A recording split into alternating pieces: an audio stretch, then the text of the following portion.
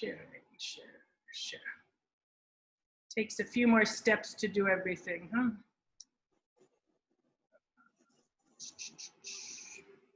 Okay. All right. So again, if you do need to say something, please unmute. I cannot see people in the waiting room when I'm on share screen. So if somebody contacts you and says, I need to get in, just please unmute and let me know, okay? Sometimes that happens, people who know one another. So I wanted to start by just sharing, overall, my goal tonight is just to make sure people are aware of what process we've gone through and what we have in our plans. I know that there's been a lot of different news of different districts, and the plans are pretty lengthy, so I thought if we could at least learn about the sort of structure of the plans and then to collect more questions from you. So the process was on June 19th, the Department of Education, they released their guidelines for what we as a district or as a charter school needed to do in order to get prepared for reopening in the fall. We submitted that plan on July 17th, and then by the 31st of July, we will get feedback from the Department of Education. The governor has said she will make a decision on which scenario we will be all asked to use in Rhode Island on the 17th of August. And then on the 31st of August is when the first day of school is for the entire state. We now have a common calendar. So I'm going to pause at the end of each of the slides just to see if there's a question. Any questions, and if you could say it orally, because again, I don't see the chat right now. So unmute yourself, and if you have a question, feel free to ask. Just about this slide. Okay, you can do that at any point if you have one. So I have this slide in the 3 languages. If you go to the next 2, it's in Spanish and then in Portuguese. But this is basically, these are the scenarios that we were asked to create. And I shared this in the letter with you if you received the letter. But based on the level of COVID-19 community spread, if that spread is substantial, then it will be full distance learning for everybody, which is what we did in the spring. If there's moderate to minimum spread, we will have either limited in-person or partial in-person. And if it's minimum to none, then it will be full in-person for all. So I'll talk a little bit more about what they are.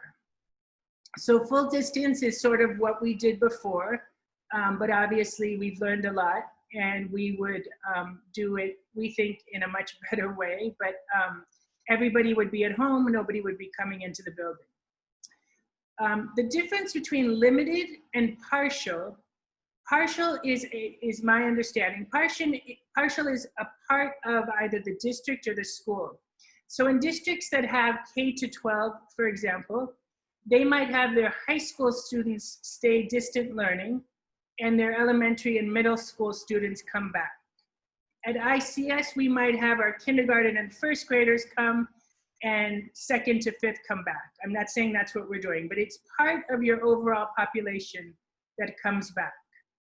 Limited is also not everybody coming back, but basically everyone is doing distance learning, except you are having in person for just a limited group of people that are considered vulnerable.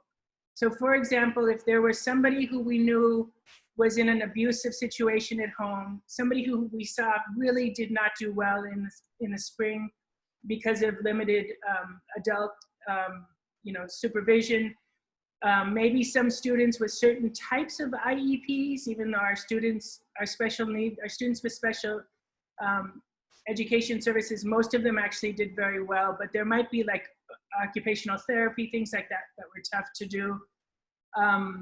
I'm just going to pause and see. I'm going to admit some more people. Yikes. Sorry.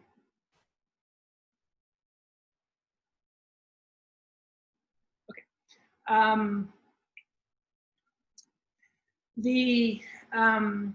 So it's just certain students that would return. And then full in-person is pretty much all students coming back with some distance learning. So for example, if you have students that are compromised with a health condition and would need to not come, anybody who would need to not come in. So again, I'm going to pause. For those of you who just came on, please mute yourself, but if you have a question about these potential scenarios, please let me know by unmuting yourself and asking a question.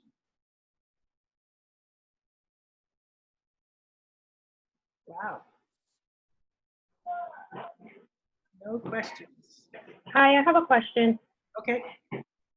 Hi, I wanted to know, is it possible to do the distance learning even if there isn't like a health-related issue? Would we have the option? So we have been told that we need to provide a distance learning option for anybody who needs it. So that there's a scale of considerations, right? Can you please mute after you speak just so there's no echo? Thank you. So it is from health conditions, you know, just really not wanting to send your child, in need of childcare. So there's various things to consider. Obviously, doing any version of limited, partial, or full in person with some distance, can you please mute everybody? Gets complicated because you know, those situations change over time and switching between one and the other. But I think the answer is yes, but it obviously depends on how many people that is and if that means that everybody's in distance. Somebody's drawing on the slide. Hey, good evening. I have another question.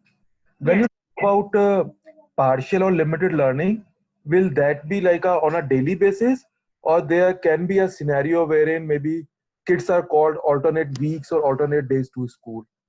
So, and I'm going to ask, actually, if I ask you to put that question in the notes, it's because I want to remember it. So, Pravesh, if you could put that in the notes, that would be great. Let me talk more about the scenarios in our plan, and then will you tell me if you still have that question? Sure. Thank you. I have a question. Ms. Julie, Hold on 1 second. Put it in the chat, just so I have a record of it, please. Yes. My question is, I feel like why are they waiting so long to make a decision, like so close to school? Because like I'm a parent who works at a school as well, and like our plan is like we're already doing our reopening committee this week. Like I'm on the reopening plan, but it's like also that's gonna affect my job. So if I'm working, you know, we're going back to school because I work at a high school, then I need to know what I'm going to do with my child and make a plan for that. So I feel like they're waiting way too long to make a decision.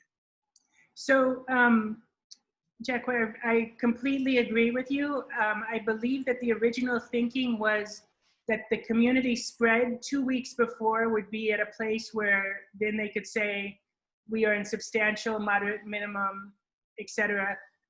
However, for us to be able to plan, for parents to be able to plan, as you said, we really need to know as soon as possible. And I have communicated that to through various means to the governor and to the commissioner. And it is my hope that it would be before then that they would tell us. You know, well, we can talk more about sort of what the next steps that I'm thinking of in terms of advocacy and ways that we can all reach out to try to make some of these things happen. Julie, quick question. For the at-risk categories, is that specifically just for the child, or does it also include if they reside with someone who's at risk, according to the CDC? It's, well, Okay. yes, it's both. That we would want to make it available for somebody to have distance because of that. Okay, thank you. I'm going to go on. Please interrupt me if you have more questions. So this is just the same thing in the 2 languages. So you can access, it looks like somebody may have, oh no. I had a link to our plan.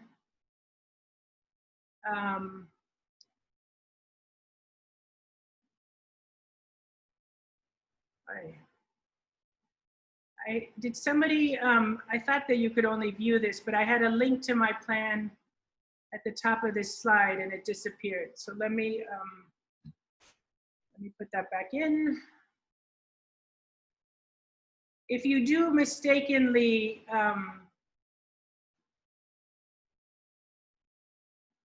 actually we can find it in the letter, so I'll get it there. Okay.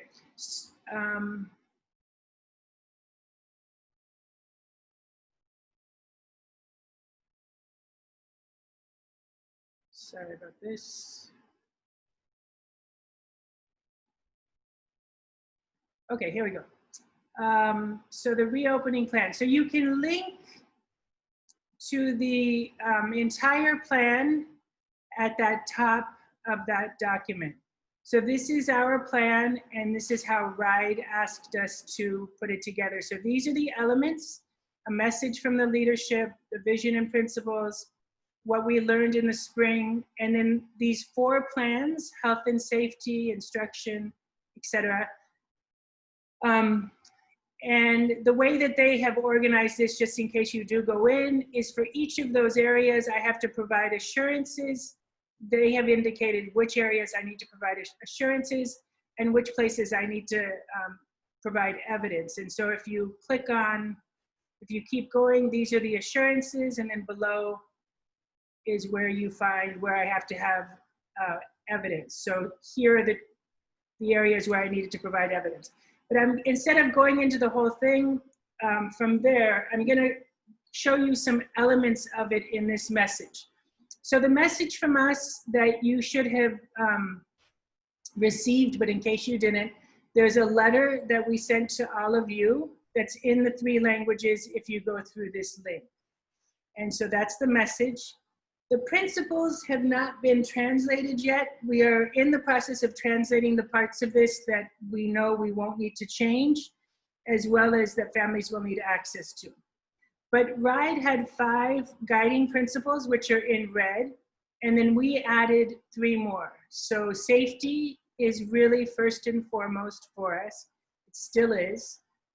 Transparency, being equitable, listening, making quick decisions, being decisive, supporting staff and families with learning and implementing, trying our best to maintain our programs, dual language, IB, etc. Really addressing social and emotional learning in a new and intense way, and then trying to be as predictable as possible. The process that we went through to create this, I surveyed families numerous times during the spring, as well as I had a classroom of my own with staff, and we had daily exchanges. I had assignments for them to read and respond to every day. Just quick check-ins mostly, but also some longer surveys. And then I've surveyed people over the summer. We've had several meetings with grade level teams, and we did have a reopening committee, phone calls with individuals. And all of that went into this plan. And so we've really tried to incorporate, there were about 4 of us that wrote it, but I think that it's really based on the input of many people. I'm just gonna check and see quickly if I have anybody waiting.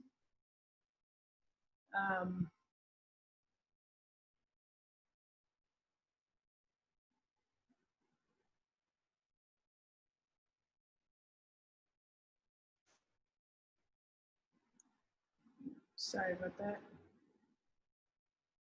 Okay.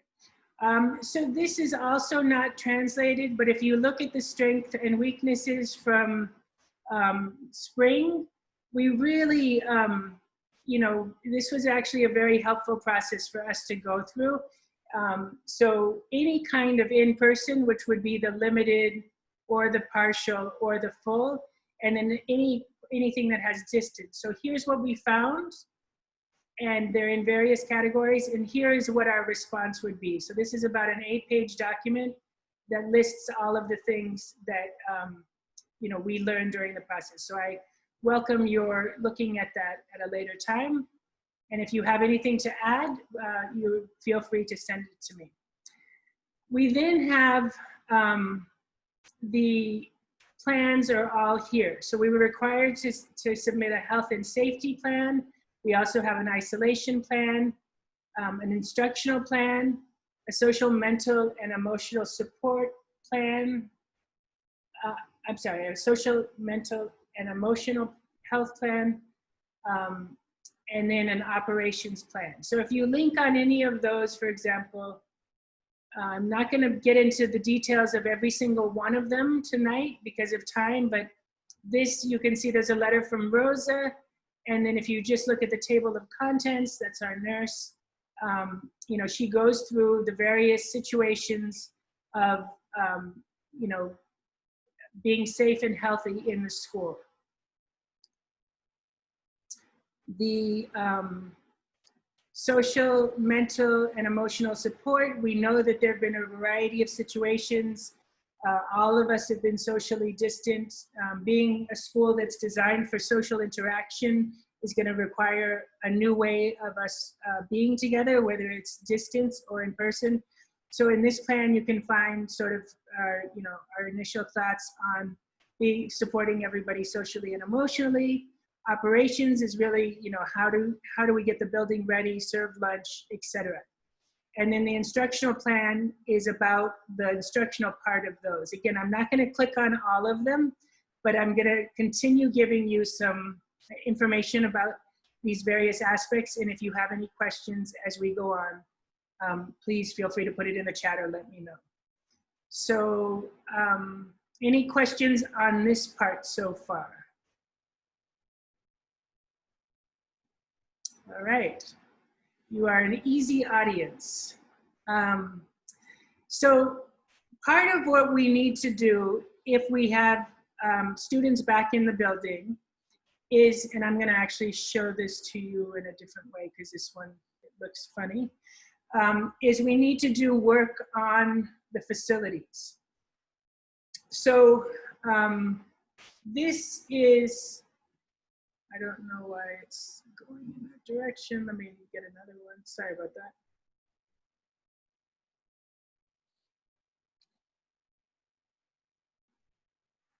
Okay.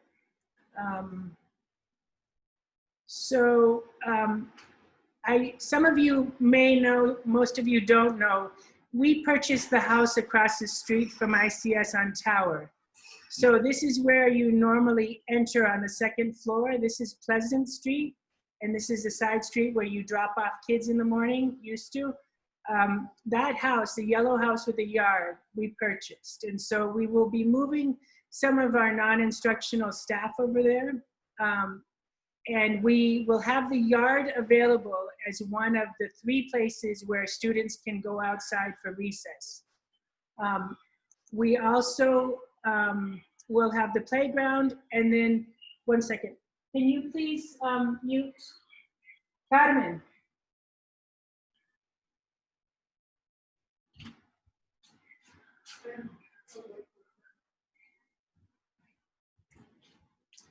Sorry. So we petitioned the city to block the street, and we will be erecting tents out here for arrival dismissal as well as outdoor eating. We also, I'll talk more about this, but we've labeled these exits and entrances, and we will have 15 minutes of each group entering with staggered entrances. We will be converting this to an isolation room and putting a bathroom in here, this classroom. The community room will not be used. for eating and or for specials. We do not want children running around breathing heavily in an indoor space. And then we will be making these 4 little rooms into 2 bigger rooms so that it's easier to meet at least with one other person. And then on the second floor, there used to be bathrooms here the very first year of the school. These were kindergarten rooms, so we'll be resurrecting one of those bathrooms, creating a door there, and the reception is now going to be behind that window, so we won't have congregations of people in here. So, and then you'll also see on here that everybody has a shared or individual partner teacher, because when they're in the classroom, and if we are eating lunches in the classroom, teachers will need time to have a break. And so part of the structure of this is having, we also don't want to bring subs in the building who have been in other spaces and other schools. And so having a consistent sort of person who can, you know, sort of step in as a shared partner teacher is part of the plan. I apologize if you won't be able to see that. So if you click on this, you will link to the PDF of the floor plan. Let me see if anybody else is waiting. Okay, so those, part of sharing the floor plan with you is just to give you a little bit of a sense of some of what we're doing to prepare the building. So any questions about the floor plan? I have a question. I'm not sure if it's exactly about the floor plan. I think it's more so like if you got partial of the children coming back, and I understand you don't want them breathing heavily in a small contained room. If you have less of the students, why does that still make it difficult if they have Yep. So, like gym or something? Yep. So now I'm going to go to, hopefully, I don't want to be there. I want to be over here. So, okay. So I think, Kim, I will be able to answer that in these slides, but tell me if not, okay? So part of what, you know, when we say safety is first, we're thinking of the adults as well as the children and families. And so the concept being promoted is this for elementary schools is a stable pod. So stable pods can be up to 30 students with one adult. And the idea is that you kind of stick those folks together so that if something does happen, you can just close down that pod and they're not interacting with other people. So there's also the CDC guidelines of 6 feet apart for students. So for us, we have done a space capacity analysis, and you can actually access that if you are so interested on the operations plan. There's a link to it. We cannot get more than, I think 18 is the biggest group we could have in any classroom. Our classrooms have only up to 22 kids. So I cannot put 30 or even 22 kids in one classroom and adhere to the CDC guidelines. So for us, the partial and limited would be having each classroom divided in 2. And so instead of group A, it would be group A1. Instead of an A2, B would be divided into 2, and C would be divided into 2. So at any time, I don't have more than 11 kids in a classroom. And that is the same for partial, limited, or 100% distance. And part of the reason that we're doing that is we really want to have consistency. If we have to go between one and the other, we don't want 2 totally different realities. So Kim, your question about what about PE, what about music, what about art? When I go back to the floor plan, in order to create a isolation room, as well as to be able just to, you know, so this, I lose a classroom here. So Hannah's room has turned into a classroom. The music room has turned into a classroom. The library is a flex space, which the kids won't be going and gathering. There will be a way to check out books, but that's a flex space for special ed teams to meet with students, the social worker to meet with students. So in our plan for any kind of full in-person or partial remote, the music, art, physical education, social and emotional learning, and information and communication technology teachers are all working remotely, so that I have eliminated them coming in the building. Specials teachers in our old model worked with 372 kids. I cannot safely expose them to that many students. And then what I said about really not wanting physical education. We are planning to have physical education and art and music and SEL and ICT on the days that they're not in school. So let me just jump into that a little bit. So in the 4 scenarios, the school day for 100% in person would be from 8 to 1:15. So we would have staggered entrances going from 8 to 8:45 and staggered departures going from 1:15 to 1:45. Because specials are not going to take place in the course of the day, teachers have planning from 2 to 3 p.m. every day, and that's when they can, because other than that, they will be on all day.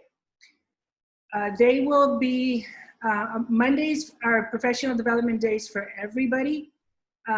There are several of them that the state gave us and other holidays, but these will be distance learning days throughout the year, as long as we don't have a vaccine and things don't change dramatically.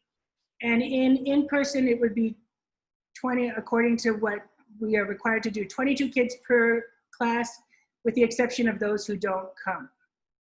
In partial, same day, so this remains the same. There's one group of students that would come on Tuesdays and Wednesdays, and one group of students that would come on Thursdays and Fridays. So when they are at ICS, they're in class with their teachers from 8 to 2, basically with staggered arrival and departures. And then on the 2 days they're not here, they will have specials, art, music, PE for all students. We're on a trimester rotation now for art and music. And ICT will be for grades 2nd to 5th grade. So let me just keep showing you things, because I know this is a lot of information. So these are in-person and virtual days. So Mondays, if we're 100% in person, Mondays are virtual, and then Tuesday to Friday, students are in person. If it's partial, also Mondays are virtual, but all students will participate in a message and whether they're at home or not. But Tuesday and Wednesday, group 1s will be K to 5 in the building, and they will have, and the second half will come on Thursday, Friday. If it's limited, we're trying to keep this the same, but the direct instruction from the teacher will, actually I have to look at this one more closely again. Rosa just put that in there. And then distance, we'd like to keep the same schedule, again with the 1s and 2s, so we can go back and forth between them more easily. So specials would still take place on 2 days and academic learning on the other. So the specials, again, if it's 100% in person, would be Tuesday to Friday. If it's partial, would be Tuesday. The groups would be split up. For the first, so let me, before going on to this part, questions about what our partial and limited schedules look like. Now, will that remain the same for each student, depending on whatever gets chosen, whether it be limited or partial? Will it consistently stay the same day that they have to come in? Yes, I mean, that is our goal for a number of reasons. One is not mixing up those stable pods.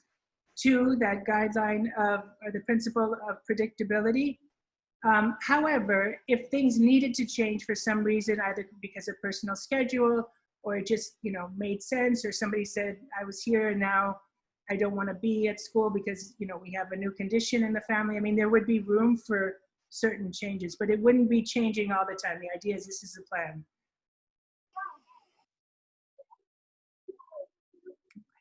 Julie, in the partial and limited scenarios, is there distance learning to supplement? And if so, how is that going to, So how let could that me, be managed by the yeah, so let me teacher? go into the schedules a little bit. So when they are at ICS, these are the staggered arrivals. Then there's learning that takes place between 8:45 and a lunch schedule. The lunch routine is much longer now because of all the cleaning that has to take place, and then the staggered dismissal. So for partial, this would be a sample day for a student. On either the Tuesday if they were in group 1 or Thursday if they were in group 2, etc. That first day of their 2 days at ICS, morning meeting, recess, open inquiry, IB, lunch routine, ARC reading, and I need to get rid of, sorry, I can't see it, but I need to move you guys.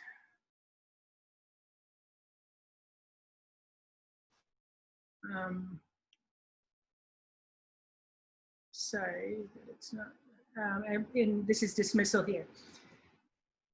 And then really the difference between day 1 and day 2 has to do with IB and math. So we're trying to maintain fidelity to the modeling, but you know, it's not entirely possible. When they are not at school, this would be distance, but she didn't put the other one. So when they're not at school, let me find, I'm sorry, that for you.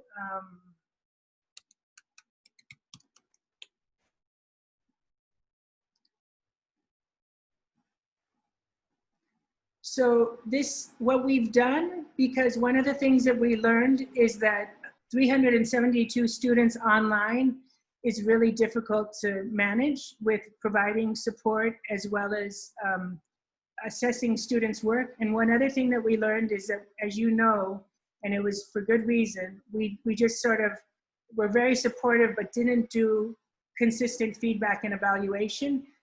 But we will change that going forward. So it'll be much more with the expectations set ahead of time, and that kids are getting, you know, feedback directly from teachers, one of our learnings. But for music, having 372 kids remotely is very difficult. So what we've done is we've divided it, instead of by once every 3 days, is for trimester 1, all students in group A throughout K-5 will have music. Group B will have art, and group 3 will have SEL.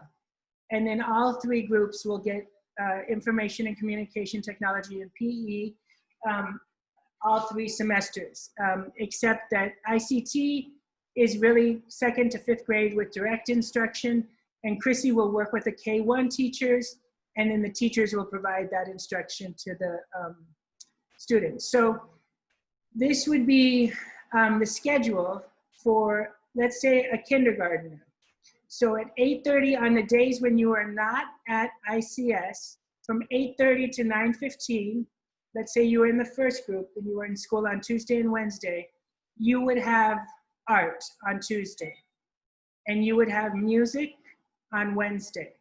So that you know that, so for the very beginning of the year, A would have art on Tuesday and music on Wednesday. That's your specials time. Then from 9:30 to 10:15, first grade would have it, etc. Again, going with a kindergartner, then from 9:30 to 10:15, you would have your SEL lesson. And then from, there's no ICT for kindergarten, but from 10:30 to 11:15, you would have PE on both of the second days. So on Wednesday and on all, you would have it on all days that you are virtual. So Wednesday, Tuesday and Wednesday, or Thursday and Friday. So I think that was Lauren who asked that question. I can't see you, but it says Lauren. Yeah, thank you. So there is virtual, so there's half of a day of virtual learning that's planned. Additionally, teachers will provide, so in addition to participating in the morning message and the question of the day, teachers will provide some independent reading and other kinds of activities. Did that Julie, I think there's some parents who got kicked off the meeting and would like to be let back on. Thank you very much.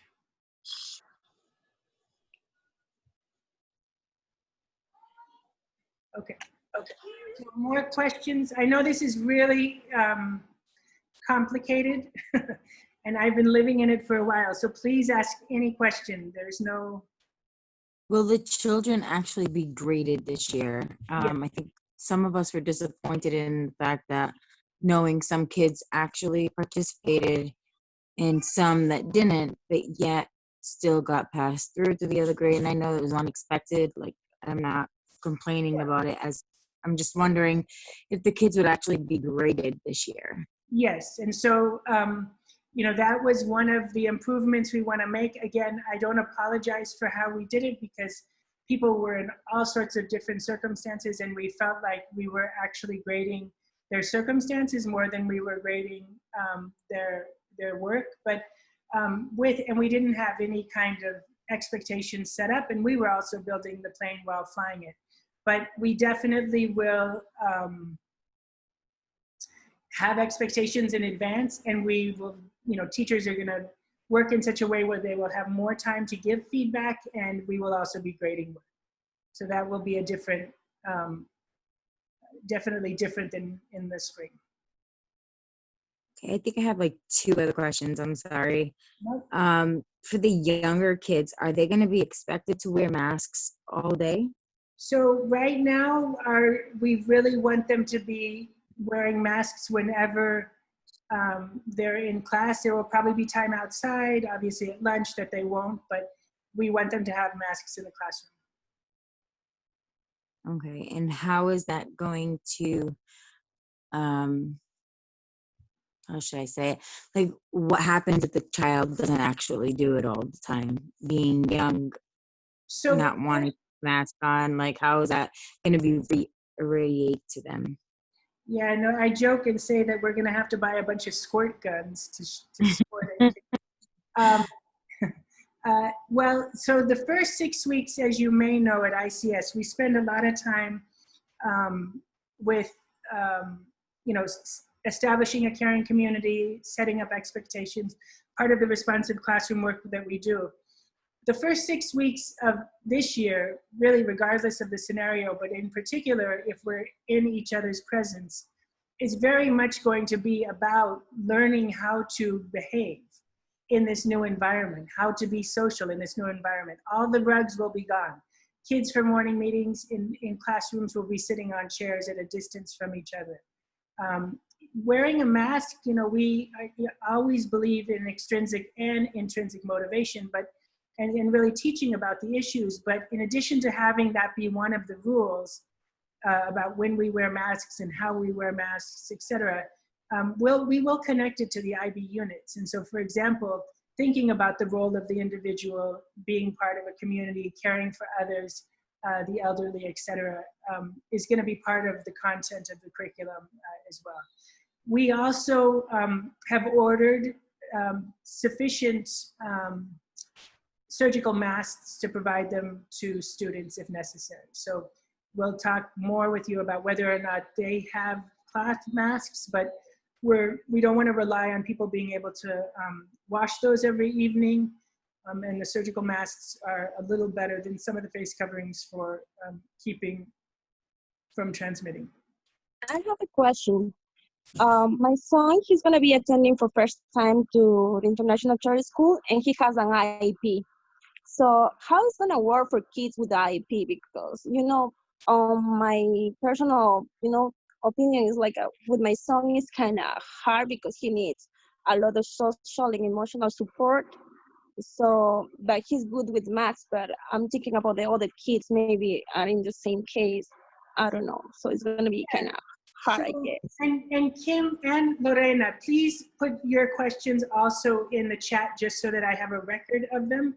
But so going back to the floor plan for a moment, we have currently, Lorena, 2 full-time special ed teachers, and their offices are on the 2nd floor. There's this area here. It's a long office. I don't know if you saw it, if you visited the room.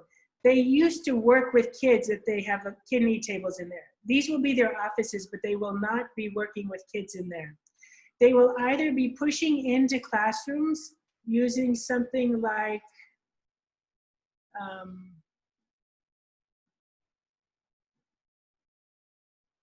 sorry.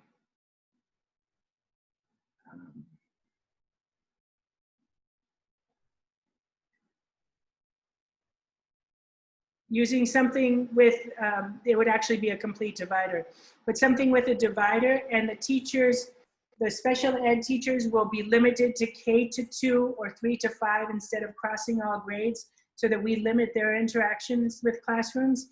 And then they will push into a dedicated table, and there'll be rituals around cleaning that table so that they can work with students in the classroom, or they will be working with students. As I mentioned, we have now the library is a flex space for that reason, and this is a very large space in here.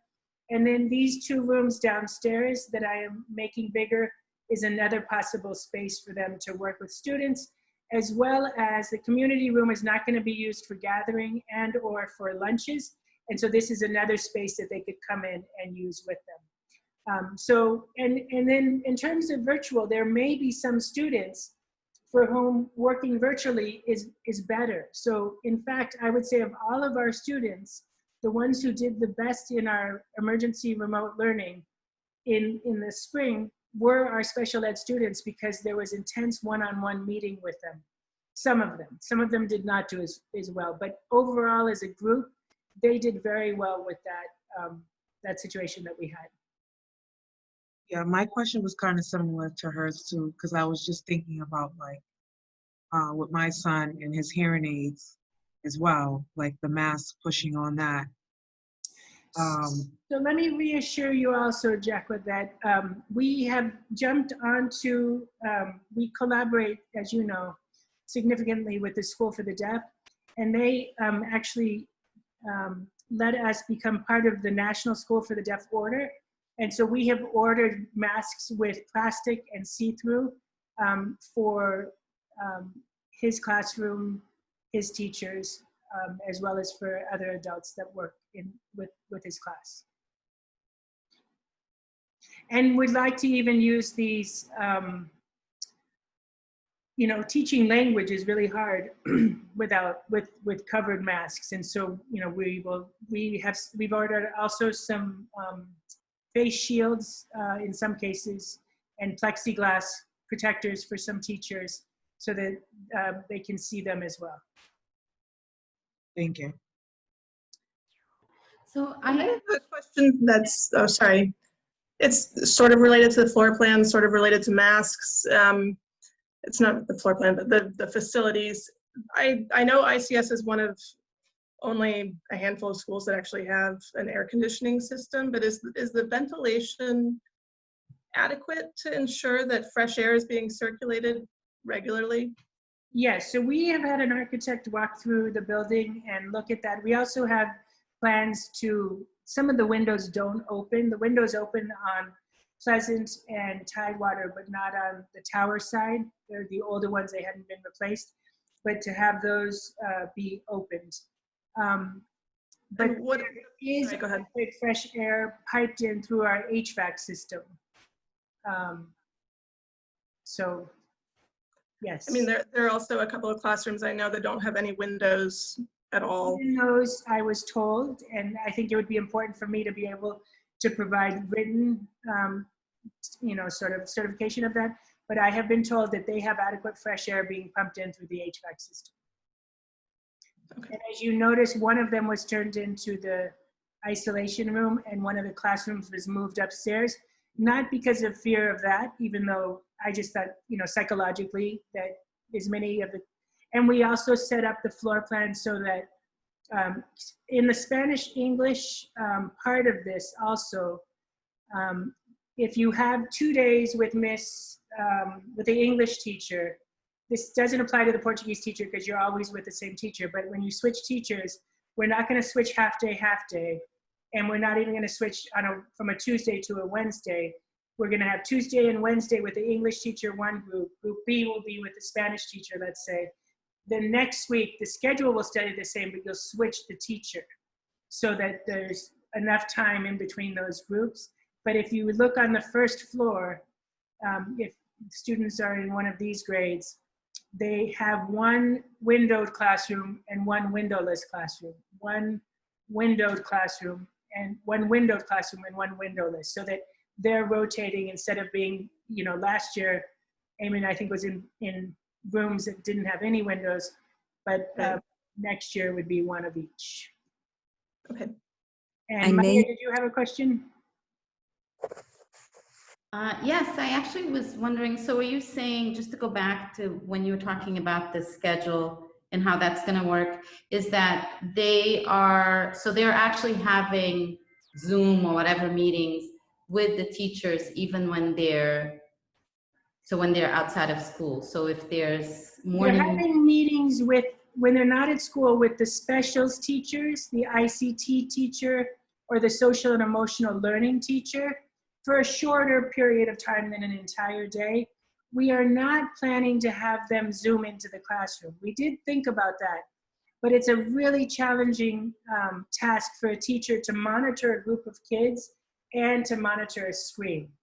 And so we try, and then it was also really hard. One of the things we learned was it was difficult to schedule some kids. So particularly those who had an IEP, and then we're meeting with the social worker and meeting with the different teachers, art, music, PE, particularly Kim, who was doing lessons that were live, and classroom. So we just tried to segregate it so you never were dealing with that conflict of scheduling.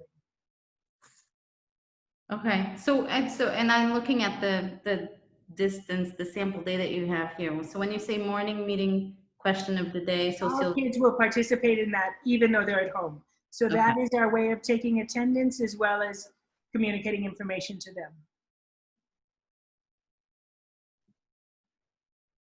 Other questions? Again, I know this is really complicated. So, and I'm not saying, one of the things I've learned in presenting this to staff and having conversations, and I am guilty of this myself in hearing things from different people, is sometimes you go through the worst part of anything that you're being told, because this is all really scary.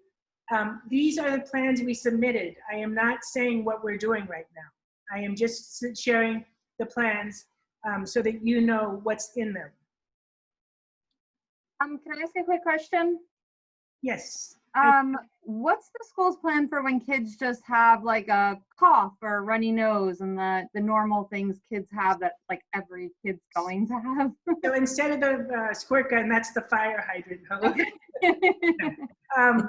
So really, don't come. We have to, any symptoms, which is everything, any symptoms, they just don't come. So we know that one of the things that we're asked to do is to alter our attendance policy, et cetera, because we just have to be safe.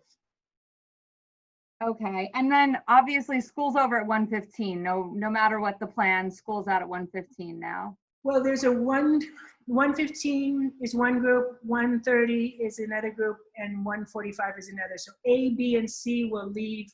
They'll have the same total time, but one will arrive at 8 and leave at 1:15, et cetera. Okay. All right, thank you. Any other questions? And just a follow-up, then there's no, and I don't know if Deidre, that's what you were getting, but there will be no after-school program either. So it's just like they're done at 1:15 or 1:45 and that's it. Yeah, because of the need to clean really thoroughly every night, and air droplets, considering, not having different groups of people in the spaces. Okay, so I just want to talk a little bit about the budget because this is part of the reality. So if you click on that, you will be taken to the budget, and it's also included in the plan.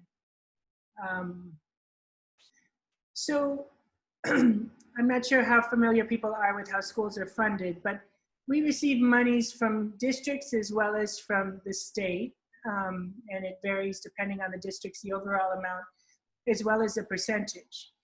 Last year, so for, let me see if I can make this a little bigger, sorry.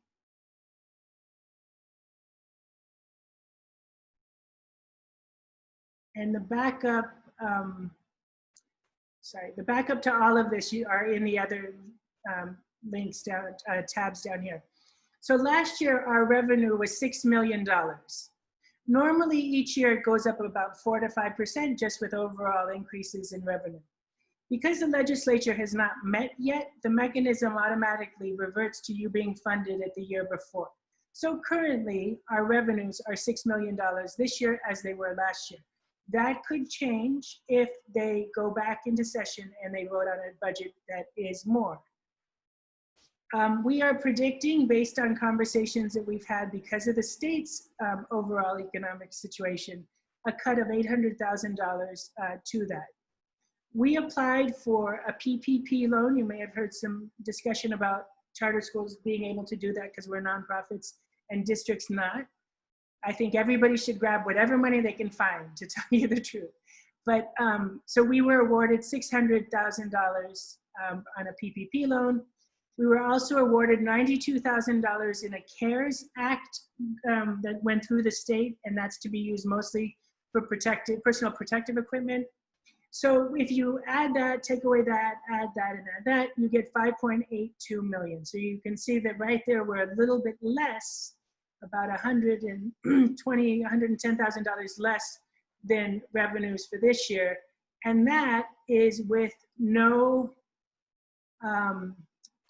cost of living increase for any staff, no step increase, which is teachers going up, and no inclusion.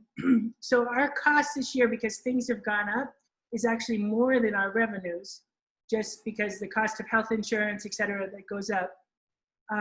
And we have less money, but that's with no cost of living increase and no step increases for any staff member. In order to go back full in person, the costs of doing that, and you can again see it broken down by various areas, is $1.3 million. So that puts us at a $1.5 million deficit to start if we go back in full in person. I personally am not comfortable with us going back in full in person for safety reasons.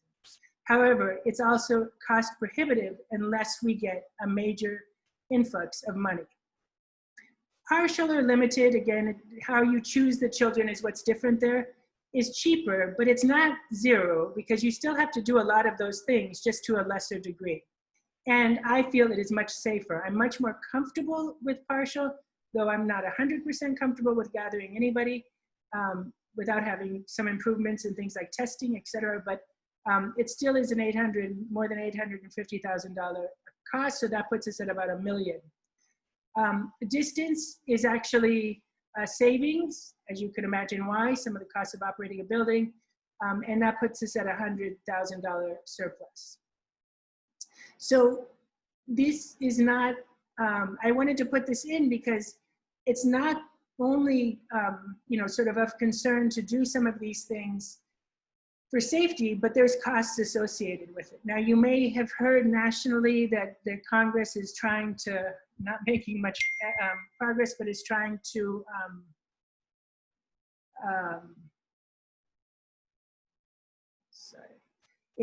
pass the increased More CARES Act funding, which the governor does say, is going to be shared with schools. They also might be able to help with some of the costs. So if they can solve the transportation issue, that's where a lot of the cost is. If I only provide transportation to kids with IEPs, I can cut some costs. There are some things that we can carve away from that and hopefully get support for. So that's sort of the worst case scenario is what that cost is. But right now it's what it is. And I have none of those other supports. So any questions about budget?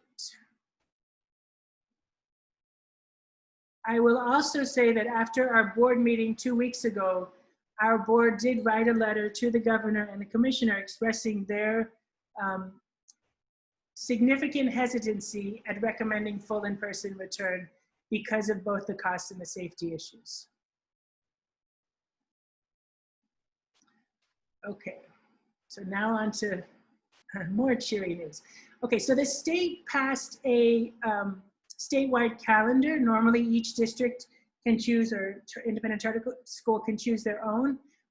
They did that for a few reasons. They're trying to have people start as early as possible, thinking that when flu season comes, we're gonna have to close down anyhow.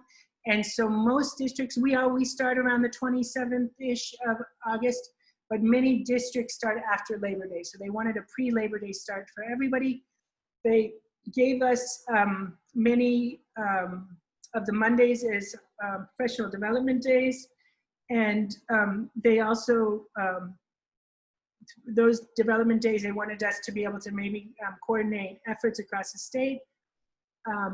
They had included 3 religious holidays, 1 Christian, 1 Jewish, and 1 Muslim holiday. Because at ICS, we celebrate and acknowledge all, but don't sort of take any of them off. The only change that we made to their calendar with permission from them was, instead of having those 3 religious holidays, we instead made the 2 weeks of holidays in December and January 2 full weeks. The statewide schedule has it, I'll show you. If you click on this, you can see this, the calendar. So in December, they had you going to school Monday, Tuesday, and Wednesday of this week. I'm not sure anybody's gonna be traveling, but we often have a lot of absences if we don't take 2 full weeks. And so we put those days back in here. But other than that, this calendar is the same as a statewide calendar, with Mondays being for professional development every week.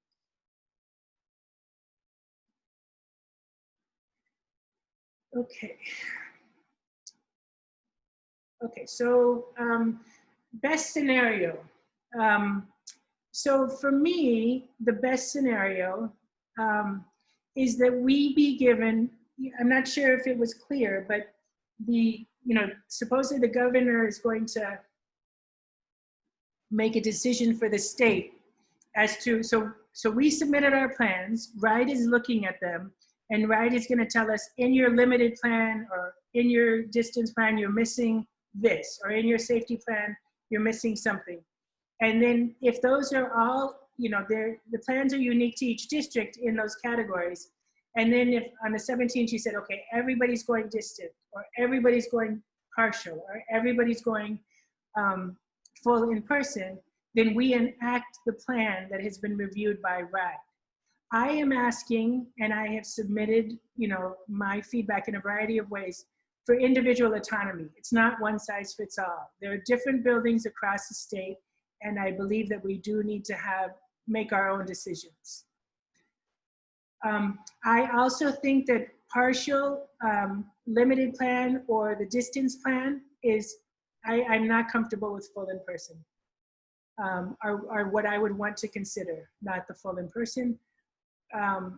In terms of transportation, to get support with that, it is too expensive. The bill goes from $400,000 to $700,000 more or less. Now again, I don't necessarily have to provide that. There's also limited buses throughout the state. Financial support, so whether it be that federal monies or other monies to be made available, or help with procurement at a statewide level. And then I really don't see, honestly, how we can go back at all if we do not speed up the tests. I personally have been involved with people waiting 10 days to get tests, and all of the things that happen in that period of time with subsequent exposures.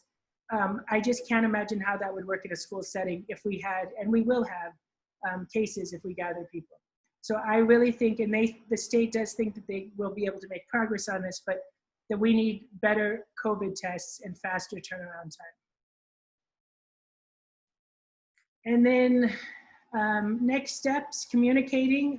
This meeting is part of that effort. I have also been doing this with staff, advocating, and I'm gonna start sending things out to you, asking you, if you are interested in so doing, to write either your representatives or senators or the governor or the commissioner.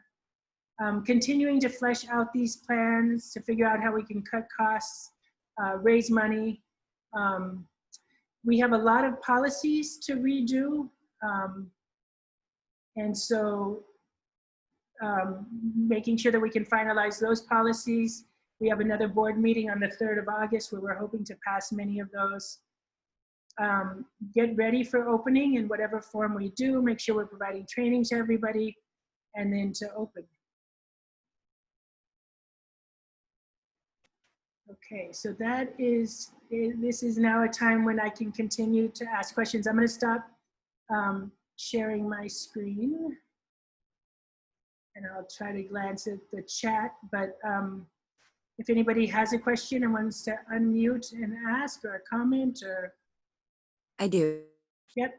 You did mention once about the vaccine, and I also just saw on the last slide about the COVID test. Are the kids going to be required to take do the swab before entering the school? And once the vaccine is available, is that going to be a recommendation? Like, is that going to be obligated that they have vaccine? So in terms of the first one, we are not testing on a daily basis. It makes no sense actually with where we are right now with the turnaround time, because it, you know, it's 10 days. And so it would not be helpful at all. If we had an instant test, to be honest, it would be my preference that we do that, because then I feel like we could totally control this, but that's not where we are right now. So we will have a daily attestation, which is where parents have to let us know that they checked their child, they don't have a runny nose. There's a series of things that they need to say that they're coming to school healthy. In terms of a vaccine, Kimberly, I wish I were in the place where I had a vaccine in front of me to figure out how to use it. But I think we're, you know, away, and I encourage any of the medical professionals on the call to jump in, but we haven't even gone down that path yet. Deidre, what are you happy about? Oh my gosh, I'm sorry. Stephanie just messaged me privately and said her son is waving at me. So I was waving back. You were happy that we didn't have a vaccine. I was waving to Eamon. No, I was not happy we don't have a vaccine. Not at all. Sorry. Billy, I have a question for you. So do you think that the governor really is going to allow for schools to have any autonomy? That'd be like my first question. And then the second one is, can you just reiterate why you have that preference, what the pluses of the partial opening is on the best case scenario slide that you showed us? As opposed to full in person, or as opposed to yeah. Just don't know, what do you think the pros are? That's all. Yeah. So I don't know. The governor has nodded to being open to considering autonomy. I think that there's growing pressure every day. You know, you have heard some districts already say that they're not going back in full in person. So that's one of the things that I'm pushing for in my advocacy, is to have some autonomy. But I don't know. Eric, I can't imagine going back full in person. Our school building was crowded to begin with. And so having 22 kids in a classroom, I cannot put them 6 feet apart from each other. And we are just creating, you know, I do think the state's in a good place. I have a lot of respect for Governor Raimundo and what she's done for the state, but I think this would be a mistake. I think this would be creating conditions that would make us unsafe. Yeah. And I know that there's an equity question here about the kids who need it the most are the ones who don't have a place to put their kids. What we're going to be doing, I fear, is the opposite. We're going to be getting more kids who are living in difficult conditions sicker. Because it's the buildings in the urban core that has more, I mean, we have more of the community that is with higher incidences as well. And so the partial, I do feel that we can fit 11 kids in a classroom at any given time and move them, you know, each week between 2 teachers and walk the building, I mean, we have to, you know, this summer they were saying that when they roll this out, you know, your stable pods will go to the bathroom together. And I'm thinking, oh my goodness, this summer I have to figure out how to train stable pods to pee and poop together. It doesn't happen that way, right? And so it's going to take a lot of time just to move to go to the bathroom. No more kids pulling the thing off and saying, I'm going to the bathroom. And one of the people we hired is somebody to monitor the halls if a child goes the wrong way someplace.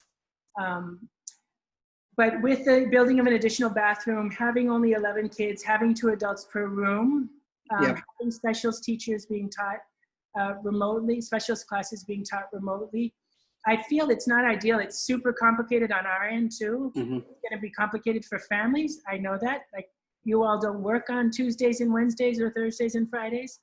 And I would love to see, and I posted this on social media, but I wish all the effort were going into creating like a works progress association where we found safe spaces for kids to be when schools don't have room, with some supervision and activity, even if it's not full school. But I don't think we should force them into buildings that they don't fit in, because our role is childcare. Yeah. We're just putting teachers at risk. I mean, I didn't even get into which teachers can't even come in the building because of their medical conditions. Yeah, thanks. That's helpful. Thank you. So how about for the end of the year, last year? I love you. You are so forward thinking.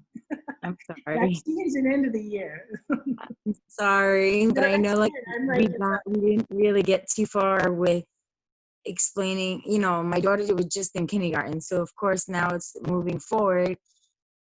They were starting to do one-on-one, but we never really got to do any one-on-one because of either internet issues or something came up where they couldn't really do the one-on-one for her. How is that going to work moving forward? Will they reevaluate her when she first goes back to school, or will they do the? So in general, I'll say that part of the first 6 weeks, the main 3 focuses for us in the first 6 weeks are establishing a new kind of community, teaching safety and health practices, and also assessing kids, because we were not able to really see where they were. We think some of them may have really had significant losses. We think others actually didn't. But we really need to assess in person in new ways. So there will also be the units and the units of study, but we will more heavily focus on those 3 things in the beginning of school. And that includes any child with an IEP. So any child who has an IEP will, and Mary's already shown me the data, so I know she's looked at that. And again, that data is very positive for us. But we will be assessing all kids, but definitely those with IEPs, and then providing appropriate kinds of interventions. Julie, I have a question. If you have 2 children, would they be going to on the same day or vice versa? Yes, that is going to be one of the criteria we use for selecting classes. So for example, we have twins in 1 grade, and normally both us and parents like to separate twins in the AB when we can. We won't this year because, you know, having them, if they're on a bus, they can sit together on the bus. And then when they're in school, having them be able, and then even, so the 1s and 2s, so they would be walking in the building at the same time as well. Okay. And then if, per se, I was watching a child last year during this epidemic, would it be suggested if I could request for my son to be in the same classroom as that other child? So can you put that in the chat? Because as much as we can facilitate, reducing numbers of cars coming to the school, et cetera, that's really helpful. Okay, thank you. And we don't want it willy-nilly like carpooling. So as much as the stable pod concept can also be, within communities. Okay. Julie, I have a question. I'm having a hard time understanding how we're deciding between the partial versus the limited. Like what kind of decision making goes into figuring out which one we'll be doing? So that's a good question, actually. We were asked to prepare we were asked to prepare both of those plans. To be honest with you, so much, I am more, I'm leaning more towards the limited, because I think that we can, one of the big concerns that the governor has is, what about the kids who, when they're at home, they're either in an extremely abusive situation or an abusive situation, or they have nobody to take care of them, and so they're not getting any learning. Or by not being at school, they're going to different places and getting exposed to more people than if they were in your school and in a sort of wear your mask and be appropriately socially distanced. But I think that we could identify which, or there were some students that did not learn very well in this, like at all, hated being on a video, and just their personality. So we can figure out who those are and provide for them, and have, you know, a lot of families have, in the survey, asked me, if I want to keep my kid home, can I? And so I think that there's a good percentage who aren't comfortable sending them back at all. But that's a good question, and if you could put that in the chat, that would be helpful, because I have again presented them, but I don't know that I'm sure of if I can choose one of those over the other. Okay, thank you.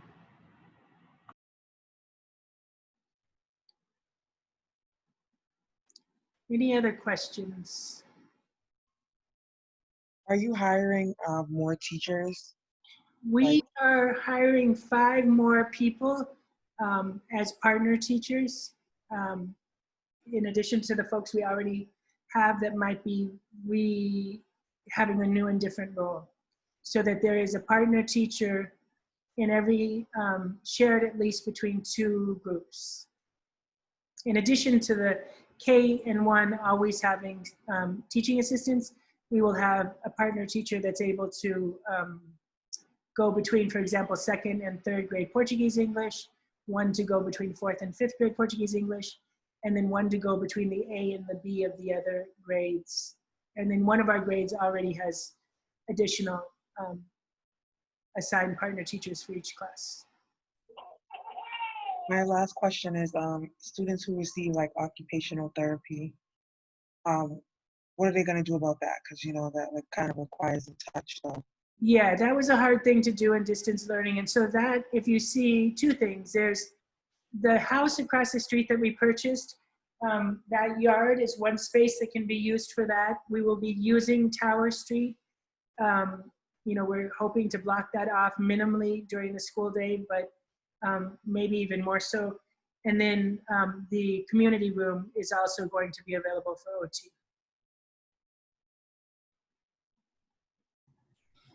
Hi, Julie. It's Dave. I just want to first. I just want to say thank you to you and to the rest of the ICS team for everything you've done for the students and the families. We know this is not an easy time for you all either. Far from it. This is straight vodka.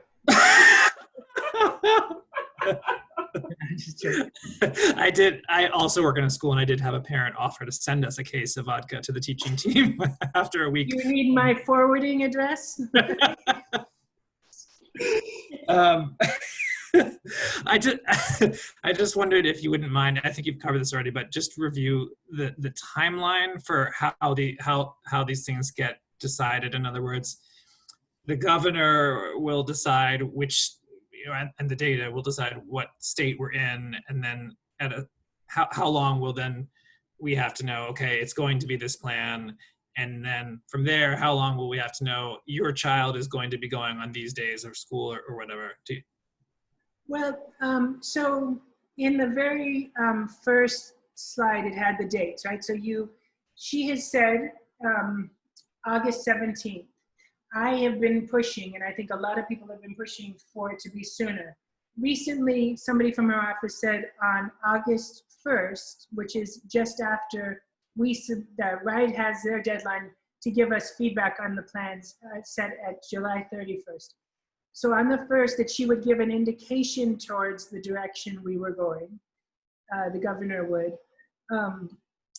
In terms of the other next step that I had on my last slide of fleshing out these plans, that's the next step, is assigning the groups based on sibling status, based on some of the things like what Susan just said of, if there's community members or cousins that, will be coming in the same car, to try to coordinate and create those so that we know, if we're going with this partial, then these are the groups that we'll have.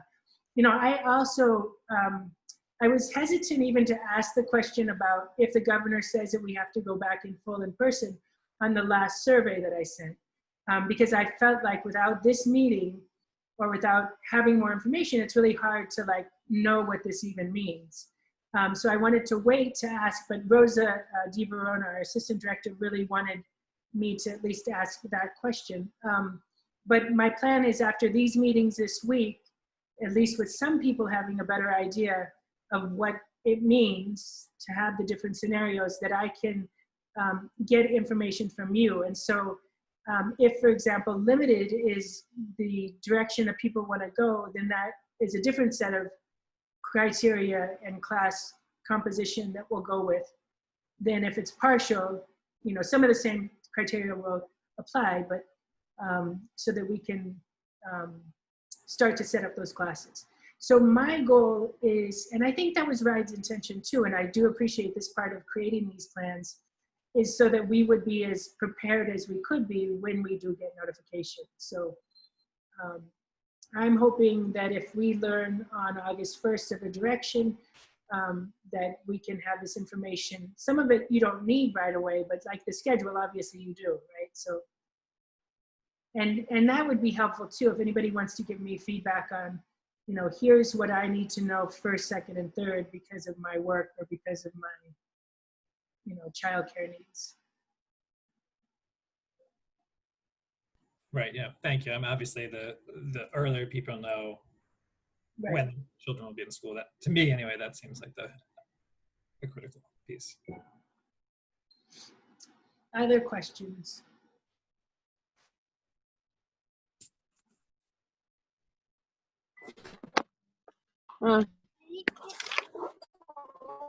Dee, is that you?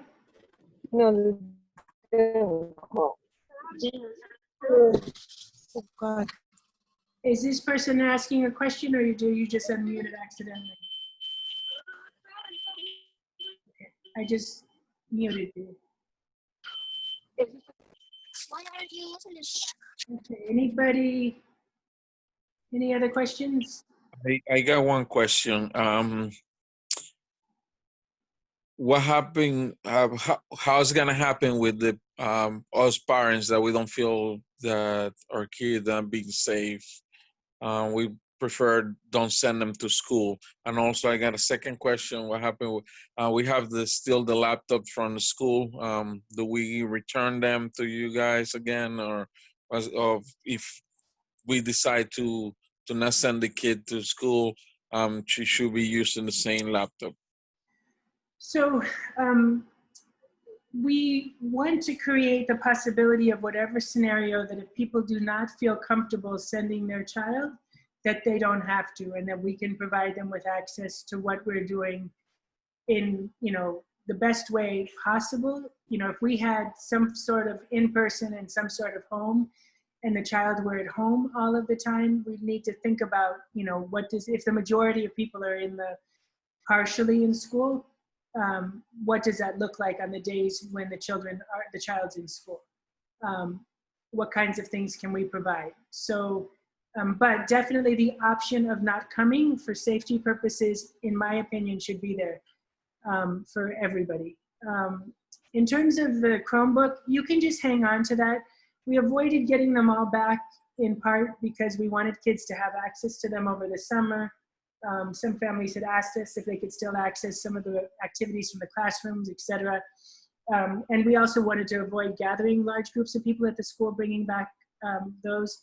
But we will sort of do a reassessment of that as well. That's another task before school starts, to see, who has them. You can just keep them if that's easy. That helps us. Some of them I know will need to get replaced, et cetera. Thank you. For asking.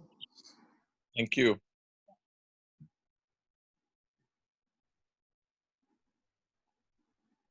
Anything else? Well, it's good to see everybody.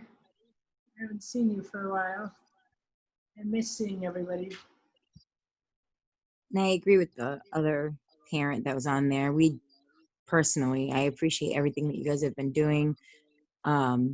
Even throughout the summer, you guys have obviously been working hard to keep our children safe, and also for you guys, which is important as well. Like we're not just thinking of our children, we're thinking of you guys as well. And I hope that at some point we'll be able to get back into normal and be able to just appreciate you guys the way you guys are supposed to be.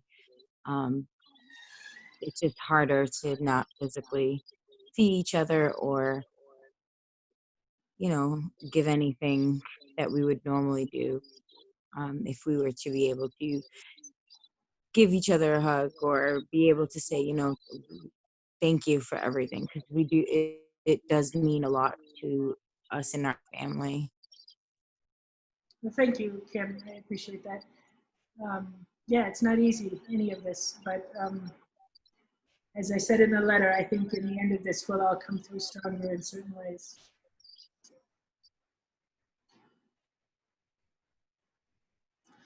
Okay, well, if you have questions after this meeting, please feel free to email me. Yes. And also, please, in my email signature line, I have the image of our graduate in a mask and the social distancing. Please make sure that, I just went through a scenario with somebody I know, and you just think of all the times you didn't do it.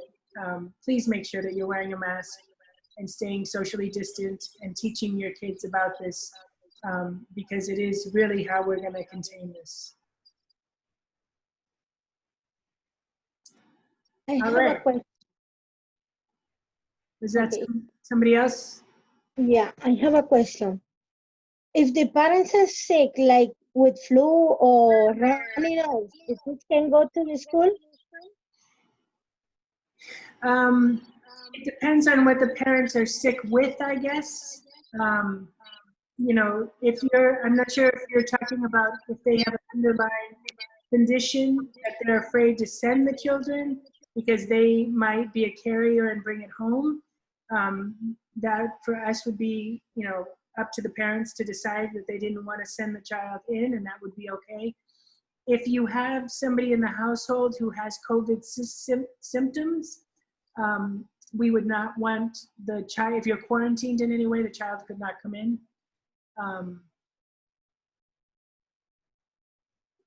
In the health and safety plan, you can see some of those distinctions. Okay, thank you for your answer. Yeah. All right. Well, again, I did record this, and so I can make it available. I know some people who aren't on the call asked me for that, but I am going to stop recording, and I'm going to end the meeting. But please feel free to reach out if you need anything and say hello to your children. And it's really good to see you. Thank you. Thank you. Thank you.